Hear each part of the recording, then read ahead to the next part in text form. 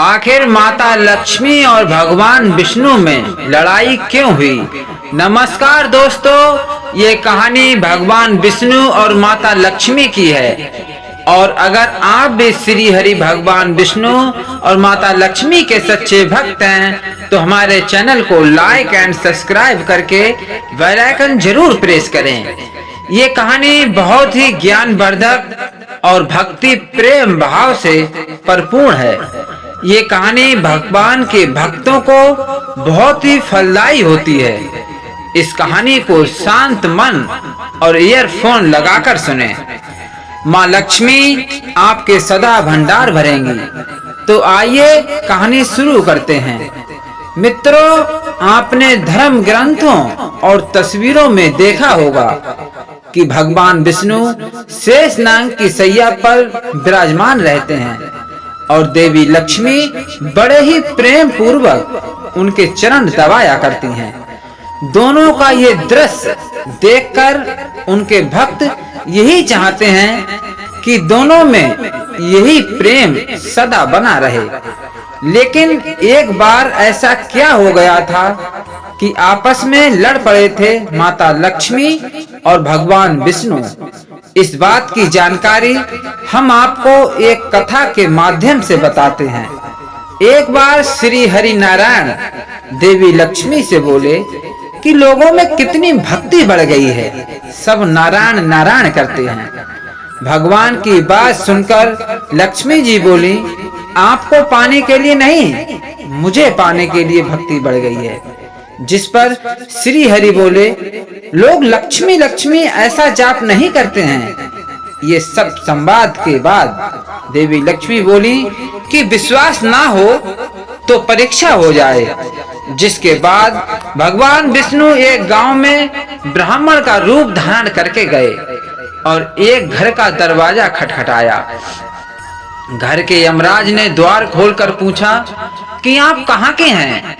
तो प्रभु बोले, हम तुम्हारे नगर में कथा कीर्तन करना चाहते हैं। जिस पर यजमान बोला, ठीक है महाराज, जब तक कथा होगी आप मेरे घर में रहना।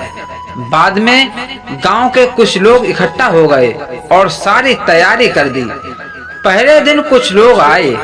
अब प्रभु स्वयं कथा कर रहे थे तो संगत बढ़ी। दूसरे और तीसरे दिन और भी भीड़ हो गई। विष्णु जी खुश हो गए कि कितनी भक्ति है लोगों के भीतर। उधर लक्ष्मी जी ने सोचा कि अब देखा जाए कि क्या चल रहा है। तब देवी ने बूढ़ी माता का रूप लिया और उस नगर में पहुंची जहां एक महिला ताला बंद करके कथा में जा रही थी कि देवी उसके द्वार पर पहुंची और बोली, बेटी जरा पानी पिला दे। देवी की बात सुनकर महिला बोली, माताजी 3:30 बजे हैं, मेरे को प्रवचन में जाना है। जिस पर लक्ष्मी माता बोली, पिला दे बेटी थोड़ा पानी, बहुत प्यास लगी है। तब उस महिला ने लोटा भर के पानी घर से लाई और माता ने पानी पिया। तब लोटा वापस लौटाया तो वह सोने का हो गया।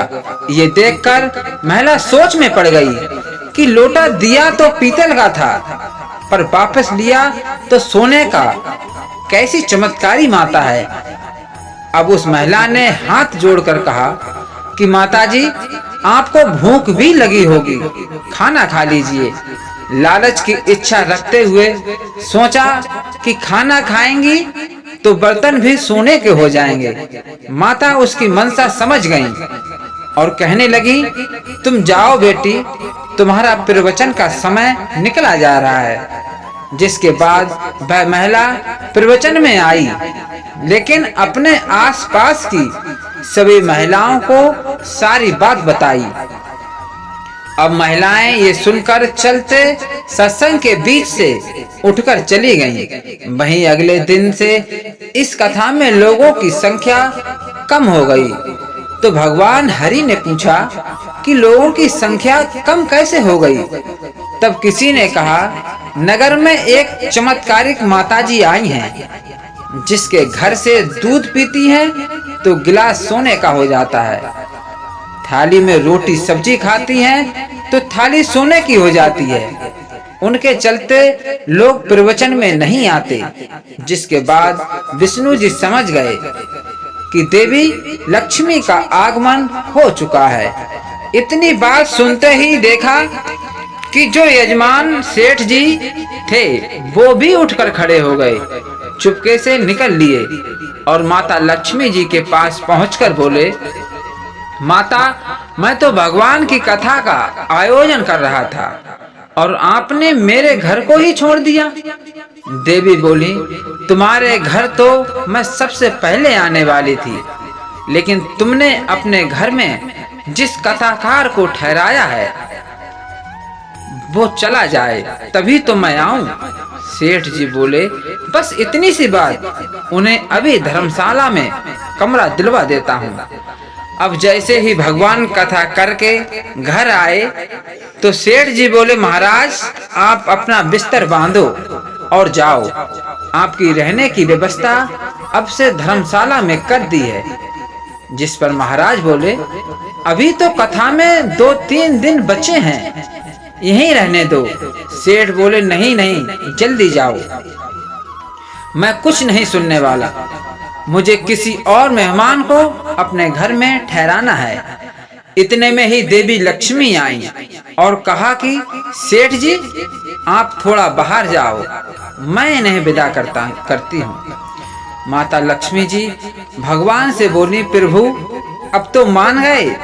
देवी की बात सुनकर विष्णु जी बोले, हाँ लक्ष्मी जी, तुम्हारा प्रभाव दिखाई देता है, लेकिन एक बात ये देखी गई, तुम वहां जाती हो जहां संत धार्मिक अनुष्ठान करते हैं और साफ तरह से कमाई करने वाले लोग रहते हैं।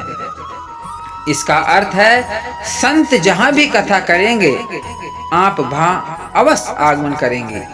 इतना कहकर श्री नारायण ने वैकुंठ के लिए प्रस्थान किया।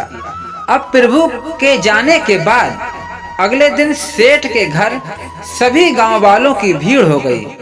सभी चाहते थे कि ये माता सभी के घरों में आए, लेकिन विष्णु जी के जाने के बाद देवी लक्ष्मी ने सेठ और बाकी सभी गांव वालों को कहा, अब मैं भी जा रही हूँ।